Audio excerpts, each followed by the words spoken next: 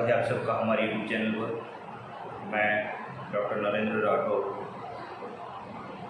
आपके लिए हिंदी विषय में 11वीं कक्षा में दूसरा प्रकरण बापू की कुटिया में, जिसके लेखक है रामवृक्ष बेनीपुरी, इस रेखा चित्र को लेकर उपस्थित हुआ। दोस्तों, जैसे हमने पहले कहा है, आप हमारा वीडियो देखने के साथ अपनी किताब और नोट्स पेन भी साथ में रखिए, ताकि महत्वपूर्ण बातों पर आप नोट कर सकें।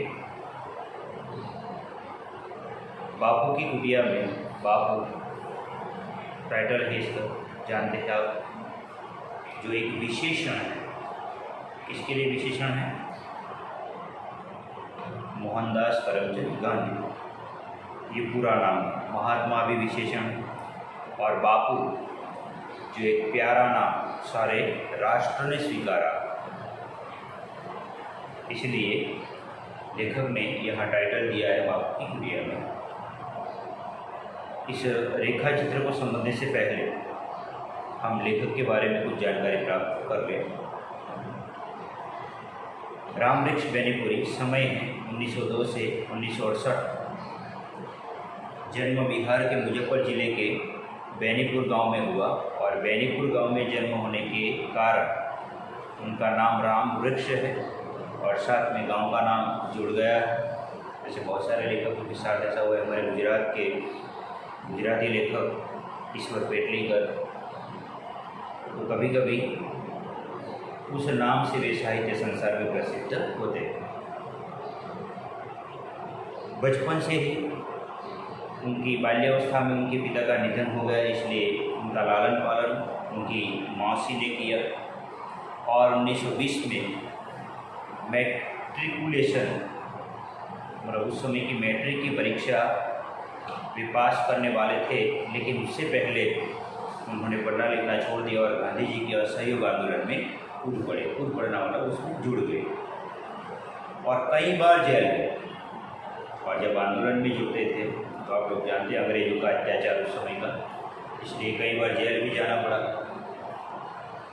बाद में हिंदी साहित्य सम्मेलन प्रयाग की विशारद परीक्षा पास की, जो ग्रेजुएशन के समकक्ष होती है। वैसे अलग अलग परीक्षाएं हिंदी साहित्य को लेकर सामने आती हैं, उसमें से हिंदी विशारद की परीक्षा पास की। 15 वर्ष की अवस्था से ही वे लेखन काम कर रहे थे और अलग अलग पत्र पत्रिकाओं में अपने लेख भेज रहे थे। रामवृक्ष बेनीपुरी बहुमुखी प्रतिभा के धनी थे। बहुमुखी प्रतिभा के मतलब एक साथ अनेक विषयों में वे लिख सकते थे। साहित्य के जो अलग अलग स्वरूप हैं, कहानी, नाटक, उपन्यास, रेखाचित्र, संस्मरणात्मक ग्रंथ, निबंध, कविता, तो ऐसे साहित्यकार को बहुमुखी प्रतिभा का धनी कहा जाता है।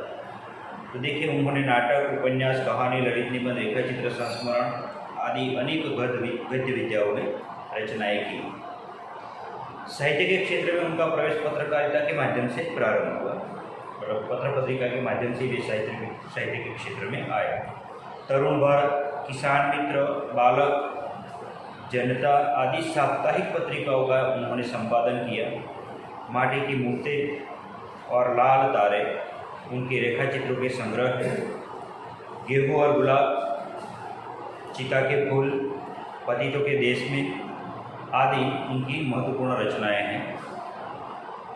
खास करके ललित निबंध के क्षेत्र में निबंधों के भी बहुत सारे स्वरूप हैं। आप लोग जानते हैं, यात्रा, वर्णनात्मक निबंध, विचारात्मक चिंतनात्मक निबंध, ललित निबंध, तो प्राकृतिक विषयों पर जो लिखे जाते हैं निबंध, केरवणी विषयक निबंध, समाज दर्शन लक्ष्य निबंध, तो ऐसे निबंधों के जितने भी स्वरूप, उसमें ललित निबंध, और ललित निबंध की विशेषता ये होती है कि उसमें लेखक स्वयं अपने आप को साथ लेकर जो भी घटना क्रम या जिस भी विषय पर बात कर रहा हूँ, लेखक अपनी अपने अपने को बीच में लाता रहता है। यहाँ जो बापू की कुटिया में ये वैसे रेखाचित्र स्वरूप का ये निबंध है, जिसमें बापू का पूरा वर्णन, बापू के जीवन का पूरा वर्णन, बापू की कुटिया का वर्णन और उनकी उस कुटिया की क्या क्या विशेषताएं, उसको लेकर ने हमारे सामने रखा। देखिए, बापू जब थे, वैसे बापू के आह्वान पर इन्होंने पढ़ना लिखना छोड़ा, असहयोग आंदोलन में जुड़े, जेल गए, लेकिन बापू से कभी मिल नहीं पाए। अब आज बापू की कुटिया में वे आए हैं। पहला सवाल आपके सामने आना चाहिए कि बापू की कुटिया कहाँ पर है। तो बापू की कुटिया साबरमती आश्रम, अहमदाबाद। वैसे बापू के कई आश्रम हैं, कोचरब आश्रम, ठीक है। तो लेकिन यहाँ साबरमती आश्रम में बापू की जो कुटिया है, जहाँ वे रहते थे, उस कुटिया का वर्णन, जो उस कुटिया की पवित्रता, उसकी जीवंतता, और बापू नहीं है आज, बापू नहीं है, इसका मतलब ये हुआ, इस समय का भी पता चलता है लेखक की बातों से कि बापू की मृत्यु 30 जनवरी 1948 को हुई। तो लेखक बापू की मृत्यु के बाद उस कुटिया में आए।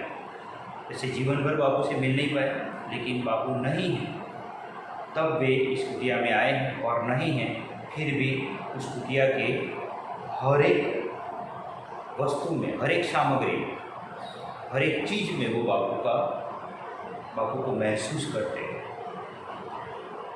तो बापू के प्रति उनकी आत्मश्रद्धा, उनकी भक्ति और बापू के प्रति उनका समर्पण इस रेखा चित्र में, इस निबंध में हमको देखने को मिलता है। अब सीधे हम प्रकरण पर जाएंगे। लेखक कहते हैं, बापू यहाँ तुम्हारी इस कुटिया में तुम्हारे पायताने बैठकर ये कुछ पंक्तियाँ लिख रहा। सीधे डायलॉग में संवाद करते हैं लेखक बापू से कि बापू यहाँ तुम्हारी इस कुटिया में, लेखक कुटिया में प्रवेश कर चुके हैं, तुम्हारे पायताने बैठे। यह पायताना शब्द है,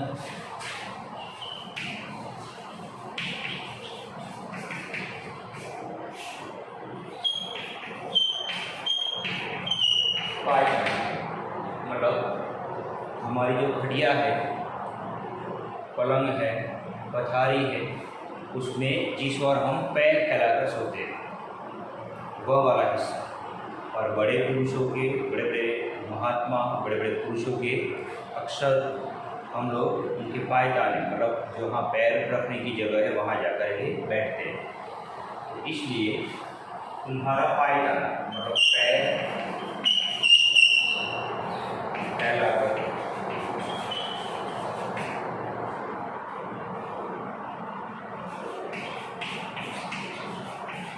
सोने की जगह, या जिस ओर हमारे पैर रहते हैं, जिस ओर हमारे पैर रहते हैं, वह वाला ગુજરાતીમાં આપણે એને પાંગત या પાંગોત એવો શબ્દ છે।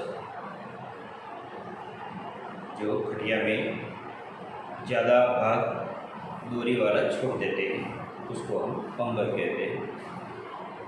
तो वहाँ बैठकर, मतलब बापू जहाँ पैर फैलाकर सोते थे, वहाँ बैठकर ये पंक्तियाँ मतलब ये जो पूरे निबंध में है, पूरे रेखा चित्र में है, ये पंक्तियाँ मैं लिख रहा हूँ।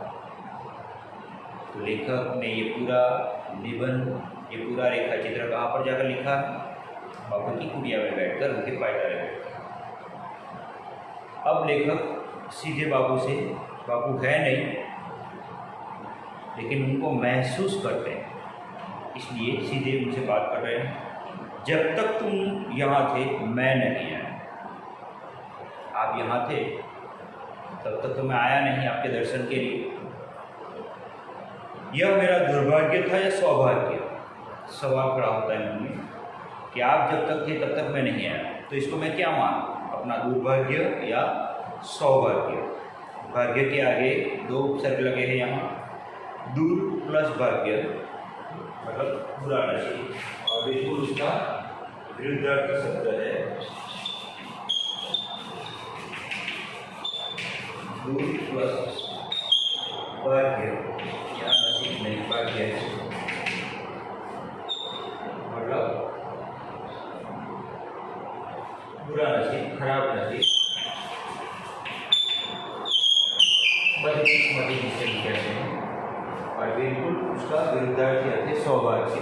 दोनों शब्द कैसे परस्पर विरोधी, सौभाग्य मतलब सदनसीब।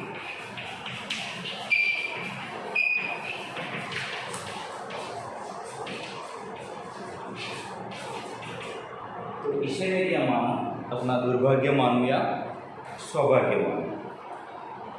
अब लेखक स्वयं कहते हैं दुर्भाग्य तो था, मैं इसे अपना दुर्भाग्य मानता हूँ। क्यों दुर्भाग्य था? क्योंकि जिसके आदेश पर अपने जीवन के प्रवाह को मोड़ दिया, बापू के आह्वान पर ही उन्होंने पढ़ना लिखना छोड़ दिया, मतलब अपने जीवन के प्रवाह को मोड़ दिया था। आज़ादी की जंग में जुड़े और जेल में गए, तो जीवन के प्रवाह को उस रूप में मोड़ा, और जिसकी आज्ञा पर बार बार अपने को संकटों में डाला, और सबसे बढ़कर जिस विश्व वंद्य व्यक्ति के दर्शन के लिए दूर दूर देशों के लोग आते रहे, उसकी जिंदगी में उसके आवास स्थान पर पहुंचकर उसकी चरण रज से अपने मस्तक को धन्य न बना सका, यह दुर्भाग्य नहीं तो क्या है? तो लेकर भी क्या कहा कि जिस महापुरुष मतलब महात्मा गांधी, उनके मैं इस बात को आज यहाँ आकर बैठा हो, इसको मैं अपना दुर्भाग्य मानूं या सौभाग्य? तो पहले लेखक अपने मन में ये सोचते हैं, ये सवाल भी आ सकता है कि लेखक कुटिया में बापू के नहीं होने पर कुटिया में जाने तो अपने आप को दुर्भाग्य क्यों मानते हैं, अपना दुर्भाग्य क्यों मानते हैं? तो जिसके आदेश पर अपने जीवन के प्रवाह को मोड़ दिया मैंने, जिसकी आज्ञा पर बार बार अपने को संकटों में डाला, और सबसे बढ़कर तो ये बात है कि जिस विश्ववंद्य व्यक्ति, ये शब्द है बाप के लिए, विश्ववंद्य मतलब विश्व में जिसकी वंदना होती है,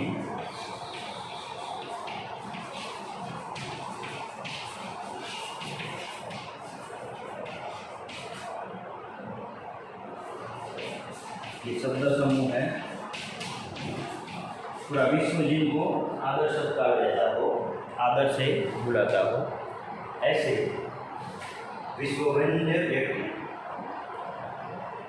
उनके दर्शन के लिए दूर दूर देशों के लोग आते रहे, उसकी ज़िंदगी में उसके आवास स्थान पर पहुंचकर उसकी चरण रज से अपने मस्तक को धन्य न बना सका, यह दुर्भाग्य नहीं तो क्या है? तो जिस विश्ववंद्य व्यक्ति मतलब विराट व्यक्तित्व वाले बापू, वे जब तक थे तब तक मैं नहीं आया। बड़े बड़े दूर दूर देश दराजों से लोग आते थे, उनका उपदेश सुनते थे, उनकी आज्ञा का पालन करते थे, उनसे मिलते थे, देश को गुलामी से मुक्त करने के लिए वे लोग अपना कार्यकलाप बनाते थे, अपना कार्यक्रम बनाते थे। तो ऐसे व्यक्ति के दर्शन के लिए मैं उनके जीते जी न आया, उनकी चरण रज अपने माथे पर न चढ़ा सका, तो ये दुर्भाग्य नहीं तो और क्या? तो लेखक किसे अपना दुर्भाग्य मानते, इस सवाल का जवाब यहाँ पूरा होता है।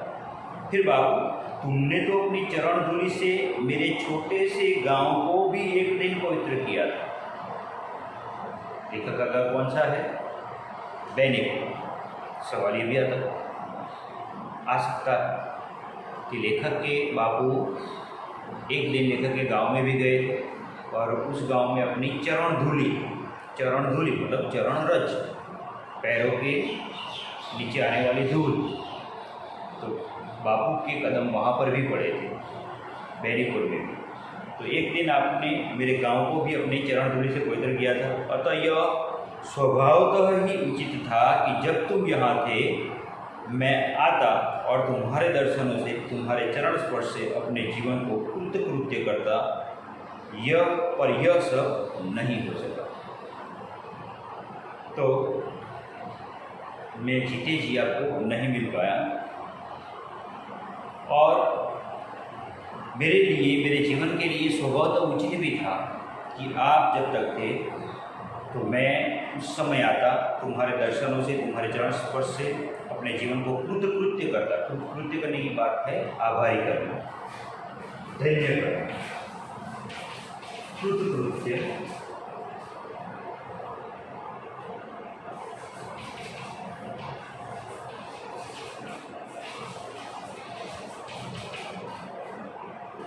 समानार्थी है उसका, अपने आप को आभारी करना, अपने आप को धन्य कर देना।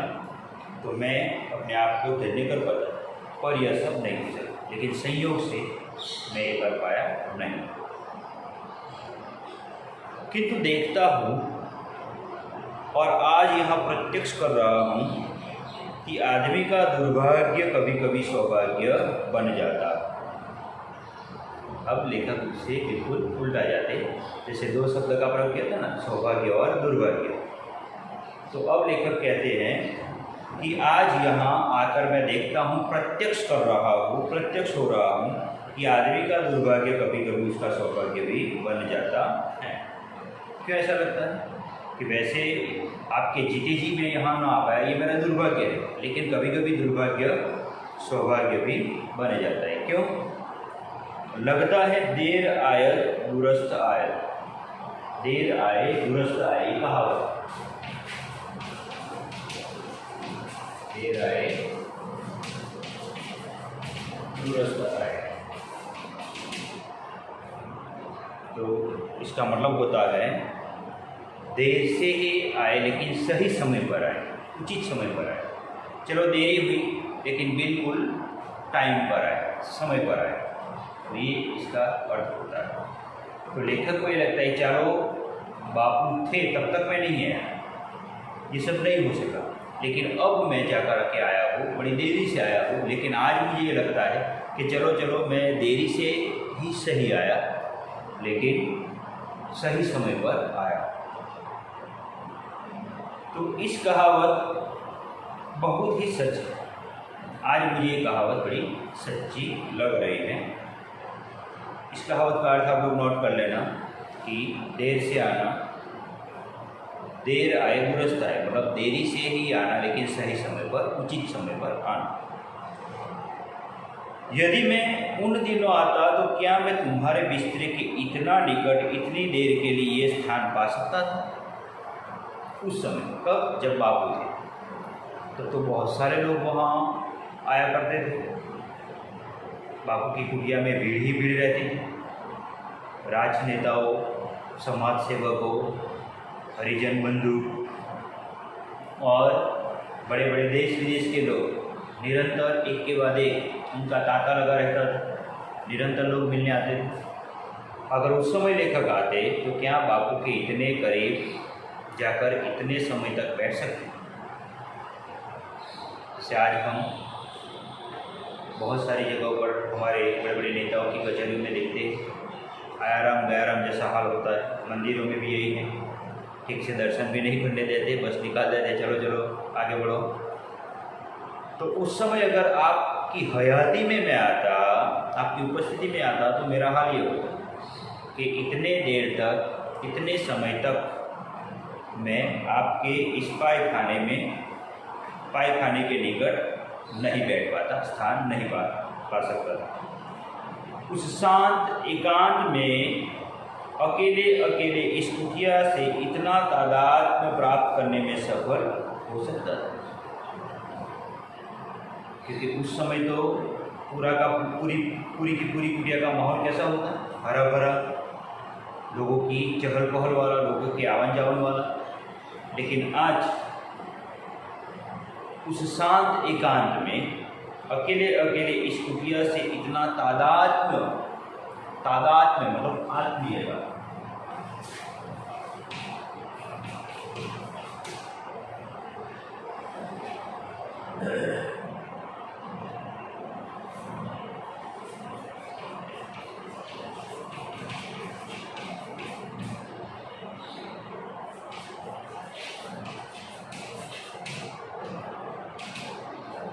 तो इस कुटिया के साथ आपकी हर एक वस्तु के साथ इतनी आत्मीयता मैं प्राप्त कर सकता